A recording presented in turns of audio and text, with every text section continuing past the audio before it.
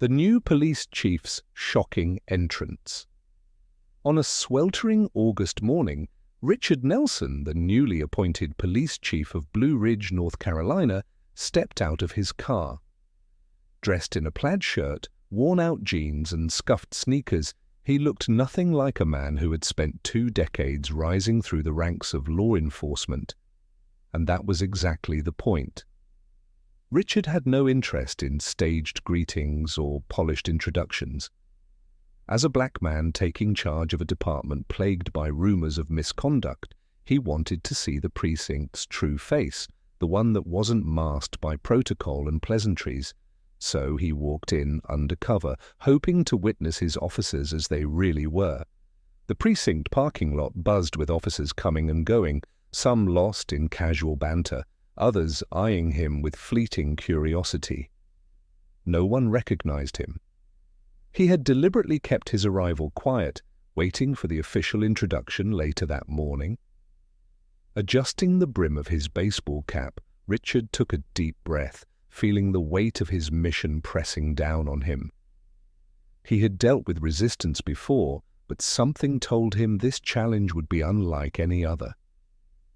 As he stepped through the side entrance, the familiar scent of stale coffee filled the air. Phones rang, officers huddled in conversation, and the room pulsed with the usual rhythm of a busy precinct.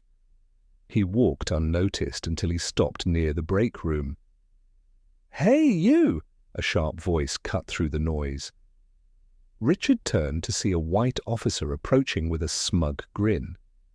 His badge read, Officer Daniels. Behind him, a few others leaned against the wall, watching with amusement. "Lost, are we?" "This ain't a shelter," Daniels sneered. "You need to take that mess somewhere else." The words hit Richard like a slap. He hesitated. Should he reveal his identity now or let this moment unfold? Before he could respond, Daniels stepped closer, raising his voice for the benefit of his audience. "Didn't you hear me? Get out of here. We don't need people like you hanging around." Laughter erupted from the onlookers. Richard's jaw tightened, his pulse pounding. But before he could say a word, Daniels leaned in, too close. And then he spit in Richard's face. For a moment, time stood still. Warm saliva dripped down Richard's cheek as the room filled with raucous laughter. One officer slapped a table, another muttered something about keeping the riffraff in their place. Richard didn't flinch. His hand moved slowly as he pulled a handkerchief from his pocket and wiped his face, his expression unreadable. "Is this how you treat everyone who walks through these doors?" he asked, his voice eerily calm. Daniels smirked. "Only the ones who don't belong here?" The laughter grew louder, but Richard said nothing. He simply turned and walked away. Moments later, the intercom crackled to life. "All personnel to the briefing room." The officers shuffled inside, still chuckling, until Richard stepped through a side door. And this time, everyone saw him. The moment of reckoning. Standing just beyond the crowd, Richard Nelson held a folder embossed with the precinct's official seal. From his vantage point, he watched as the room filled with familiar faces, some still chuckling over the incident from earlier. At the front, Captain Harris, a stocky man with a greying mustache, cleared his throat and called for order. "All right, settle down. We've got an important introduction today." The chatter died down, curiosity sparking in the air. Against the wall, Officer Daniels leaned back, arms crossed, still wearing the smug grin of a man who thought he'd had a good morning. Captain Harris continued, "As most of you know, Chief Caldwell retired last month. We've been waiting for his replacement, and I'm pleased to introduce our new leader, a man with an impressive record and a vision for this department." Richard stepped forward. His measured footsteps echoed in the suddenly silent room. Every set of eyes snapped toward him. A heavy stillness settled as he walked to the podium, his presence commanding attention. He placed the folder on the lectern and let his gaze travel slowly across the room. Daniels's smirk faltered. The color drained from his face as realization struck. The officers around him exchanged uneasy glances, some whispering, others simply staring, wide-eyed. Richard let the silence stretch before speaking. "Good morning," he said, his voice steady. "My name is Richard Nelson. As of today, I am your new chief of police." A dead silence gripped the room.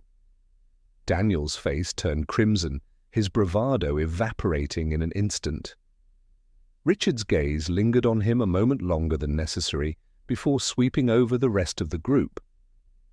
"When I arrived this morning," Richard continued, "I came in plain clothes because I wanted to see this department for what it truly is, without filters, without rehearsed greetings.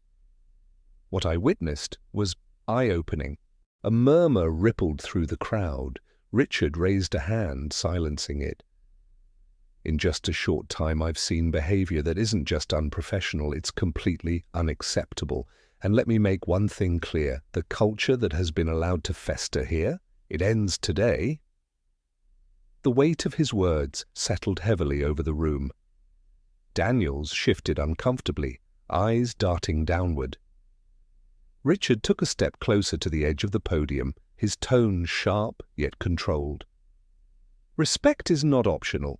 It is the foundation of our work. Without it, we don't just fail each other. We fail the people we swore to protect."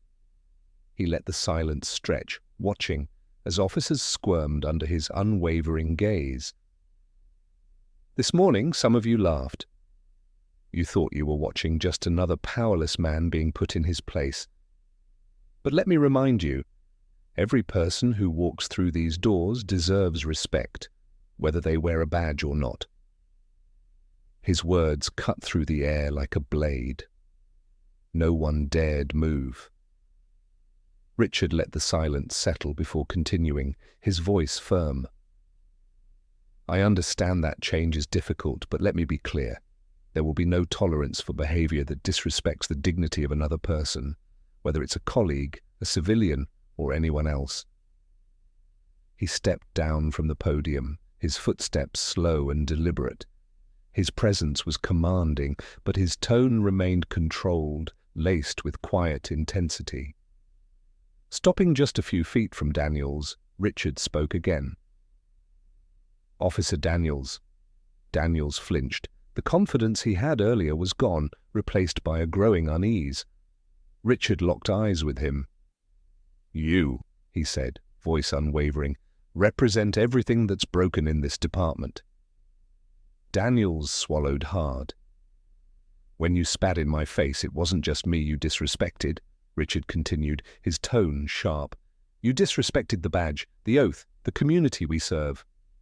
Daniels stammered. "Chief, I didn't know—" "That's exactly the problem," Richard cut in.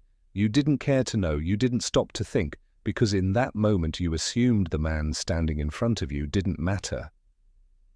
His words rang through the room. No one moved. No one spoke. Richard turned his gaze to the rest of the officers. "What I witnessed today wasn't just one man's mistake. A culture shift begins." "This wasn't just one officer's mistake," Richard declared, his voice firm. "This was a culture where bullying and prejudice weren't just tolerated but celebrated. And that stops now." He stepped back toward the podium, his voice rising just enough to command the room. "I've spent my career fighting for justice, not just on the streets, but within the walls of departments like this one. Change won't happen overnight, and it won't be easy. But I promise you this. As long as I'm chief, this precinct will operate with integrity, respect, and accountability." A heavy silence followed. Richard let the weight of his words settle over the room before giving a small nod to Captain Harris. "Effective immediately, Officer Daniels is suspended pending an internal investigation." Gasps rippled through the crowd. Daniel's face turned a deep shade of red, his jaw tightening as he avoided the stares of his peers, But Richard remained unfazed, standing tall. "This isn't about punishment," he continued, his voice steady. "It's about setting a standard. If you're not willing to rise to it, then this isn't the place for you." His gaze swept the room, locking eyes with every officer. "But if you're ready to do better, to be better, then we'll move forward together. Just know this, I will hold you accountable every step of the way." The meeting ended with an eerie silence. Officers shuffled out, their usual chatter absent. Richard remained at the podium for a moment, watching as Daniels stormed out, his face a mix of anger and embarrassment. Around him, the other officers avoided eye contact, their expressions ranging from guilt to quiet contemplation. Back in his office, Richard sat at his desk, exhaling deeply. He knew this was just the beginning. Attitudes ingrained over years wouldn't change overnight, and for some, they might never change at all. But he hadn't come to Blue Ridge to make friends. He had come to make a difference. The phone on his desk rang. It was Captain Harris. "Chief," Harris said, his voice hesitant, "I just wanted to say, you handled that better than most would have." Richard leaned back in his chair. "Thanks, Captain, but the real work starts now. I need a full review of Daniels's history on my desk by tomorrow. Complaints, incident reports, everything." Harris hesitated, then replied, "You've got it. And, Chief, I think you shook a few of them today, in a good way." Richard hung up, allowing himself a brief moment of satisfaction before turning his focus to the mountain of paperwork in front of him. The ripple effect. Over the next few weeks, the atmosphere at the precinct shifted. Officers who once laughed at Daniel's antics now avoided him. Whispers of his suspension spread, sending a clear message: the days of looking the other way were over. Richard made it a point to walk the halls regularly, greeting officers, making his presence felt, not as a figure of fear, but as a leader who meant what he said. Some took the change to heart. One day, a young officer named Reyes approached him, her expression uncertain. "Chief, I'll be honest. I used to go along with things because I was afraid to speak up. I don't want to be that kind of officer anymore." Richard studied her for a moment, then nodded. "That's all I ask. It starts with you." But not everyone was willing to change. Daniels filed an appeal, claiming unfair treatment. Richard stood firm. A department review uncovered a long history of complaints, excessive force, inappropriate comments, behavior that had been ignored for far too long. His appeal was denied. The message was clear: misconduct would no longer be brushed under the rug. Still, Richard knew this was only the first step. Conversations about implicit bias and community relations were met with mixed reactions. Some officers resisted, others listened. He focused on the small victories, one officer questioning their own assumptions, another choosing respect over power. Then one morning at a community event, a young boy hesitantly approached him. "Are you really the chief?" the boy asked, eyes wide. Richard smiled. "I am." The boy hesitated before whispering, "My dad says the police don't care about us." Richard crouched down to meet his gaze. "I can't change the past," he said gently. "But I promise you, we're working to do better. And if you ever need help, you come find me, okay?" The boy nodded, a small smile breaking across his face. Moments like this reminded Richard why he had taken the job in the first place. A new beginning. By the end of his first year, the precinct was far from perfect, but it was undeniably different. Officers who refused to adapt were gone, replaced by recruits who believed in the same vision of fairness and integrity. The community, once skeptical, began to take notice. One evening, Richard stood in the main hallway of the precinct, watching officers file out after their shifts. Laughter still echoed through the halls, But this time, it wasn't at someone's expense. It was genuine, inclusive. He knew the road ahead would still be difficult. Change was never easy, but for the first time he felt something he hadn't in a long while: hope, and that made every fight worth it.